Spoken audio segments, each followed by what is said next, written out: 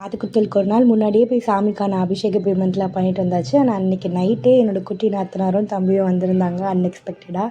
So அவங்க கூட போய் டின்னரை முடிச்சுட்டு and next day morning early மார்னிங்காகவே எழுந்து நானும் அஸ்வின் பாப்பா மட்டும் போய் பொங்கல் வச்சுட்டு அண்ட் அதுக்கப்புறம் என் அண்ணனும் அண்ணியும் வந்திருந்தாங்க. அண்ட் சில ப்ரைவசி காரணமாக நான் அவங்களோட கிளிப்பிங்ஸ்லாம் எதுவும் ஆட் பண்ண மாட்டேன். ஏன்னா நான் எந்த அளவுக்கு வந்து எக்ஸ்ட்ரோவர்ட்டோ என் அண்ணன் அந்தளவுக்கு இன்ட்ரோவர்ட்டு. அதுக்கப்புறமா லைன் பை லைனாக சாரி ரிலேட்டிவ்ஸ் எல்லாருமே வந்தாங்க. ஃபங்க்ஷன் சூப்பராகவே முடிஞ்சிருச்சு.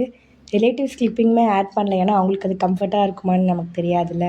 அண்ட் நெக்ஸ்ட் டே வந்து பாப்பாவை மொட்டை அடிச்சதில் பார்க்கறதுலே எனக்கு ஒரு மாதிரி எப்படி சொல்கிறது, நமக்கு மொட்டை அடிச்சிட்டா ஐயோ முடி போயிடுச்சேன்னு இருக்குல்ல, அந்த மாதிரி ஒரு ஃபீல் ஆகிடுச்சு. அப்புறம் போக போக போக அந்த ஃபேஸுமே எனக்கு பழகிடுச்சு. இது ஒரு கைண்ட் ஆஃப் பியூட்டியாக இருந்துச்சு. ஃபங்க்ஷன் போய் அட்டன் பண்ணுறது ரொம்ப ஈஸி, பட் அதை எடுத்து கம்ப்ளீட்டாக நடத்தி முடிக்கிறது ரொம்ப கஷ்டம்.